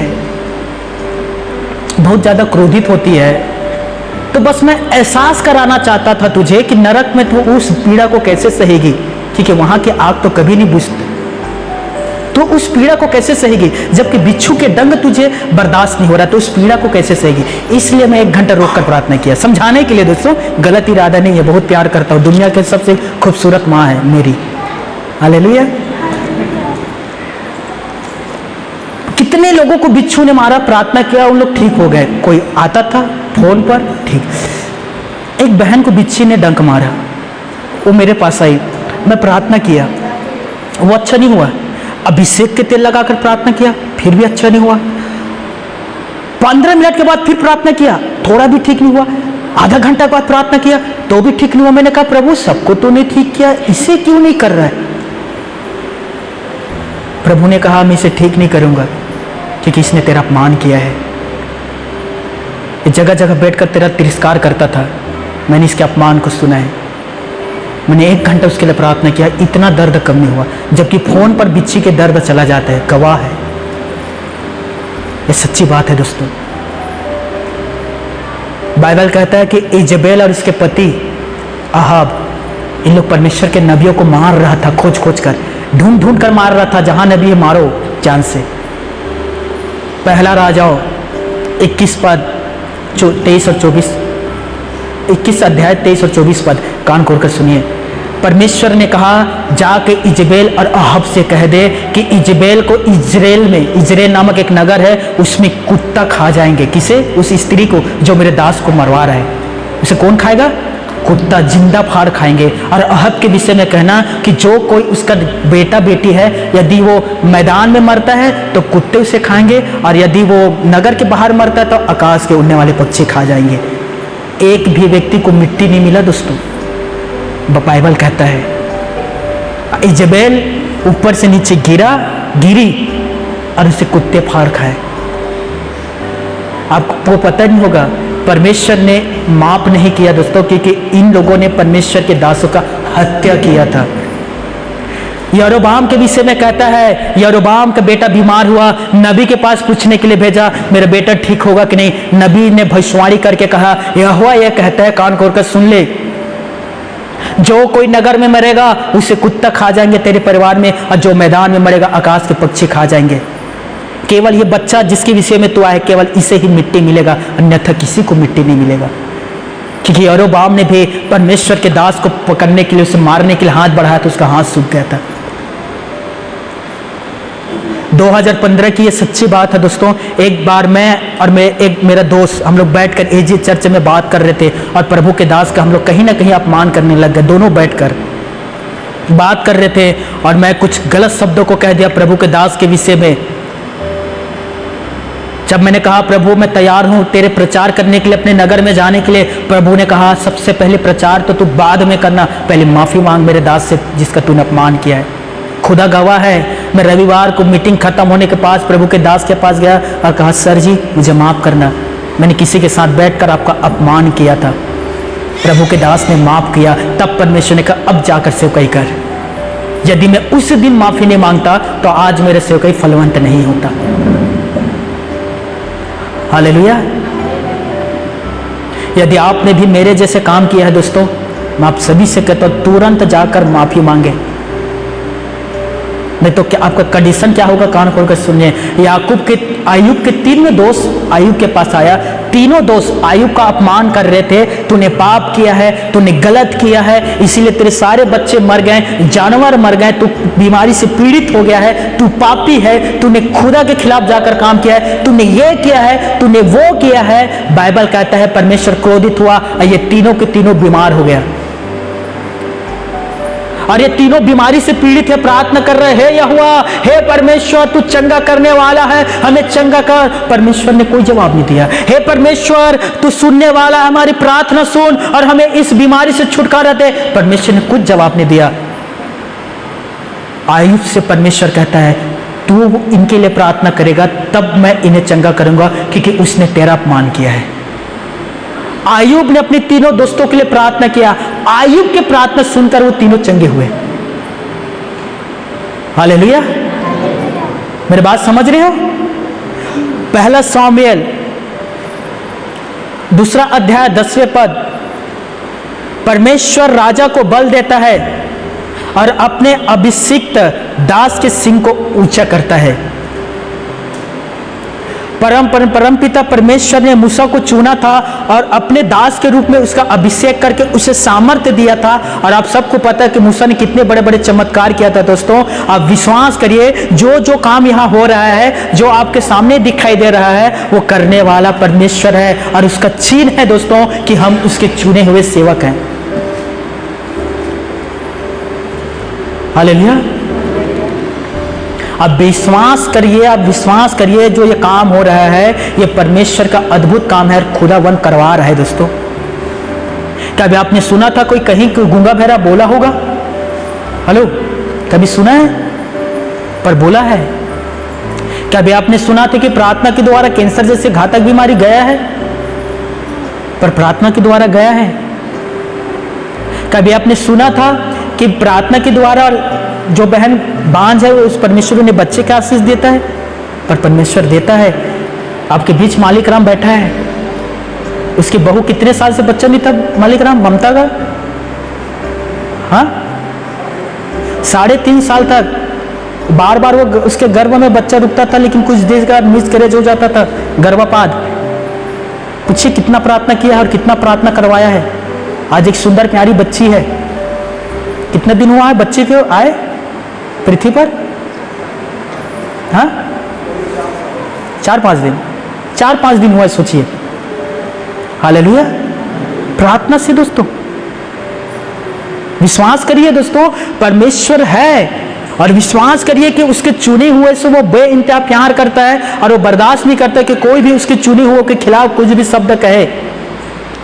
आपको और उदाहरण चाहिए, मैं देता हूं, कान खोल कर सुनिएगा।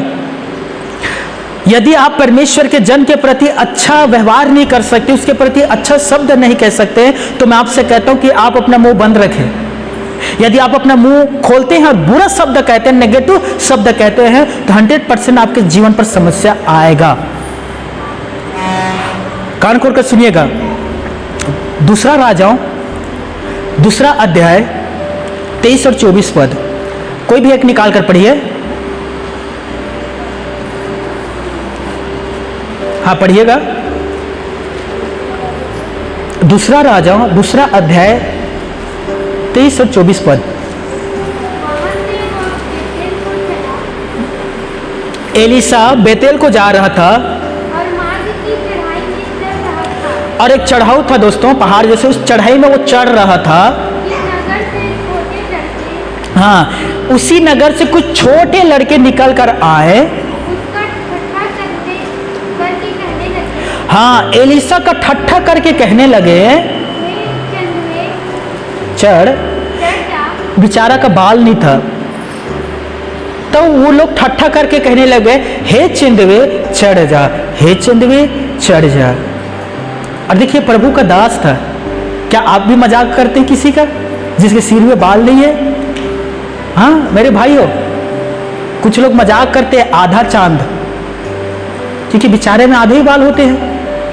हाँ, मजाक करते ना, वो चेंदवा। हाँ, कहते ना, ठेकली की मुर में खूटा गड़े।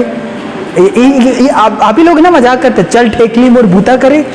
ये छत्तीसगढ़ी में आप ही लोगों का कहावत है ना, ठेकली के मुर में खूटा गड़े, चल ठेकली मुर भूता करे। कहते ना, आधा चांद जिस बेचारे का आधा है। मजाक उड़ाते हो कि नहीं? कितना अच्छे उन लोग तेल का बचत होते हैं। पहला चीज, सो के उठने के बाद उन लोग सोने से पहले और सोने के बाद सेम दिखाई देते हैं। आप लोग सो कर उठते हैं कैसे दिखते हो? विकराल। हाँ, इधर कुछ बहा है, बाल बिखरा हुआ, अजीब लग रहा है कि नहीं सो के उठने के बाद, लेकिन वो लोग सोने से पहले सोने के बाद अच्छे दिखते हैं। हालेलुया। उसके बहुत सारे फायदे। ठंडे के दिन में शीत सीधा उनके सिर पर आता है, आपके बाल के ऊपर आता है, उससे एनर्जी मिलता है ठंडा ठंडा। Hallelujah, hallelujah. और पानी में जल्दी डूबते भी नहीं है, जैसे अंदर जाएंगे सीधा बाहर पानी फेंक देते हैं। हालेलुया।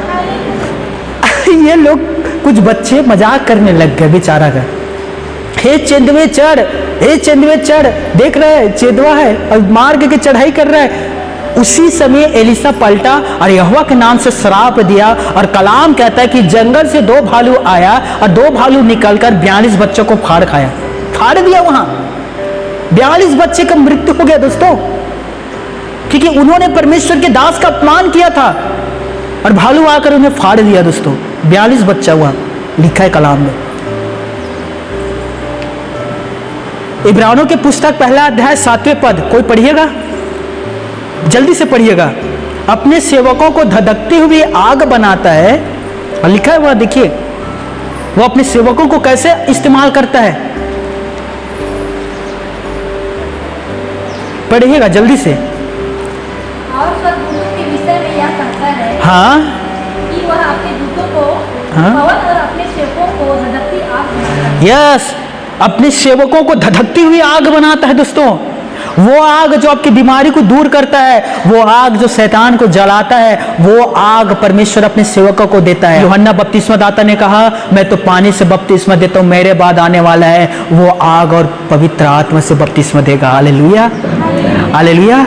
अरे जब हम प्रेयर करते हैं, प्रार्थना करते हैं, हाथ रखते हैं, गिरते हैं, वो क्या है? वो आग है जो उस पर प्रकट होता है, वो गिरता है। शैतान क्यों नाचने कूदने लग जाता है? रोमियो 14 अध्याय 4 पद, तू कौन है जो दूसरे के सेवक पर दोष लगाता है? अरे उसका गिरना या उसके स्थिर रहना उसके स्वामी के हाथ में है। आप कौन होते हो जो परमेश्वर के चुने हुए पर दोष लगाते हो? बताइए। अरे उसके हाथ में है गिरना या आगे बढ़ना, उसके हाथ में है उनके मिनिस्ट्री को फलवंत करे या उसकी मिनिस्ट्री को नष्ट करे। तुम कौन होते हो जो परमेश्वर के चुने हुए पर दोष लगाते हो? बताइए। मैं खत्म करने वाला हूं, समय की कमी है। एक और पद को पढ़ लीजिएगा, रोमियो 8 अध्याय 33 पद।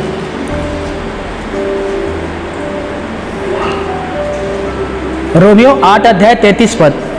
परमेश्वर की चुने हुओं पर, परमेश्वर के चुने हुओं पर दोष कौन लगाएगा? दोष कौन लगाएगा? परमेश्वर वह है, परमेश्वर वह है जो उनको धर्मी ठहराने वाला है। उनको धर्मी ठहराने वाला है। परमेश्वर के चुने हुए पर कौन दोष लगाएगा दोस्तों? क्योंकि खुदा ने उसे धर्मी ठहराया है।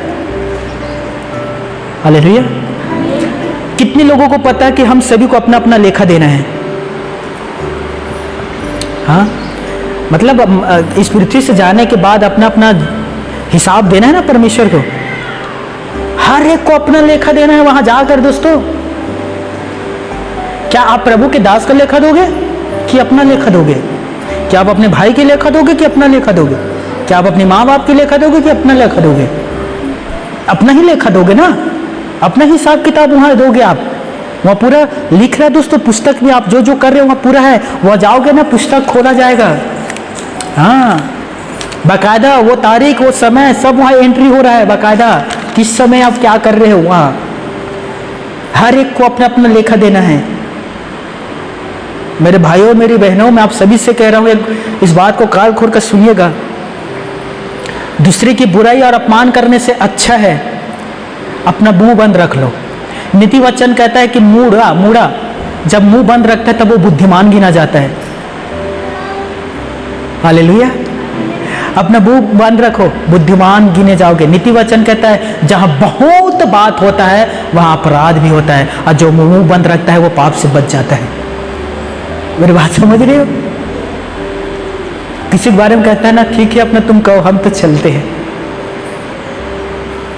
लेकिन नहीं, ऐसे लोगों को आप खुद बुलाते हो, आओ आओ शकुंतला, आओ, चाय पानी खाना खाकर जाओ। मुंह बंद रखो, बुद्धिमान गिने जाओगे। तुम्हारी बात हाँ की हाँ और नहीं की नहीं होना चाहिए। इससे अधिक किसके ओर से? किसकी ओर से होता है? बुराई बुराई बुराई की ओर से। हालेलुया। आई होप, मैं उम्मीद करता हूँ आज के वचन से आपने सीखा है, और जो सच में परमेश्वर के दास है, जो परमेश्वर की सेवा कर रहा है दोस्तों, उसका सम्मान करो, आदर करो। जो सच में सेवक है, मैं उसके विषय में कह रहा हूँ, क्योंकि पेड़ अपने फल से पहचाने जाते हैं। अब किसी भी सेवक को बड़े आसानी से पहचान लेंगे। और जो सच में गलत है उससे नफरत ना करो, बस उससे एक सोशल डिस्टेंसिंग रखो, दूरी बनाकर रखो। हालेलुया। हो सकता है वो आज गलती में है, पाप में है, हो सकता है उसने पश्चाताप करके कल सुधार लिया होगा, तो और आज भी हम उसके विषय में कह रहे हैं तो फिर हम ठोकर खाएंगे दोस्तों। हालेलुया। तो उनसे दूरी बनाकर रखो दोस्तों, लेकिन उसके विषय में बुराई करने से अच्छा है मुंह बंद रख लो। हालेलुया। नीति वचन कहता है जो अपना मुंह बंद रखता है वो जीवन को पाता है, और जो अपना मुंह को खोलता है, उसके जो मुंह खोलता है बहुत ज़्यादा, वो अपने जीवन पर मृत्यु को ला लेता है दोस्तों। धर्मी जन बोलने से पहले सोचता है कि मैं क्या उत्तर दूं, लेकिन बुरे लोगों के मुंह से बात उबाल आते हैं। पानी उबलता है ना, वैसे ही लोगों के मुंह से बात उबाल आते हैं। प्लीज़ ऐसा मत किया करना। हालेलुया। आज का यही प्रचार था दोस्तों। हर एक मैन ऑफ गॉड का आदर करें, सम्मान करें, ताकि परमेश्वर के आशीष आपके जीवन पर आए और वो आशीष बना रहे। आमीन।